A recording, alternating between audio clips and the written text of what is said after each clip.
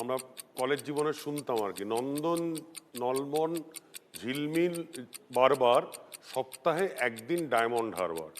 হ্যাঁ, মানে এই গানটা এইভাবেই বোঝানো হতো, ডায়মন্ড হারবার একটা নিষিদ্ধ জায়গা, ওখানে লোকে নিষিদ্ধ কাজ করতে যায় ওইভাবে, কারণ জন্য এই এই এই ধারাটাকে বজায় রেখেছে। কিন্তু তারপরে ওই সময় আমাদের এই ডায়মন্ড ছকটা না, ডায়মন্ড অমল দত্ত শুরু করেছিলেন মোহনবাগান মাঠে। আমি ইস্টবেঙ্গলের সাপোর্টার বলে বলছি না, ডায়মন্ড ছক।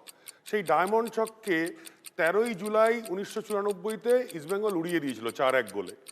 এটা আমি ইস্টবেঙ্গল মোহনবাগানের জন্য, ডায়মন্ড ছকে যারা নেমেছেন না, এই 8 লক্ষ ভোটে জেতা, এই যে ডায়মন্ড হারবারের কিং, আসলে সেই কিং কিন্তু আর বেরোতে পারছেন না বাড়ি থেকে।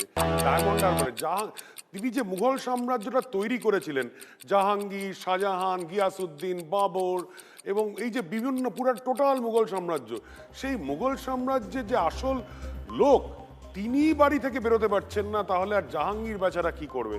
জাহাঙ্গীর যে নামটা উইথড্র করেছে, এটা তার আমার মনে হয় তার নেতৃত্বের প্রতি অনাস্থা রেখে। এবং এই সত্যি কথা যেটা বলছি, 80 জনের মধ্যে কজন এখন সত্যিকারের তারা দলের মধ্যে আছেন আমার ঠিক জানা নেই।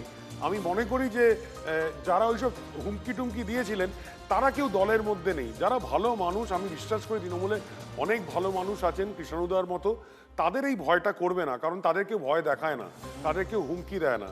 বারবার করে বলছি, যারা হুমকি দিয়েছিল, যারা বলেছিল একটা গাড়ির ছাদের উপর দাঁড়িয়ে 4টে করব, তারাই কিন্তু ভয় পাচ্ছে।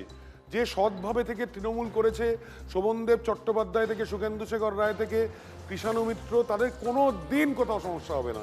তাদের বাড়ির সামনে কেউ ডিজে বাজাবে না, তার বাড়ির সামনে কেউ জেসিবি আনবে না। দেখবেন কাদের বাড়ির সামনে জেসিবি যাচ্ছে, কাদের বাড়িতে ভয় করছে।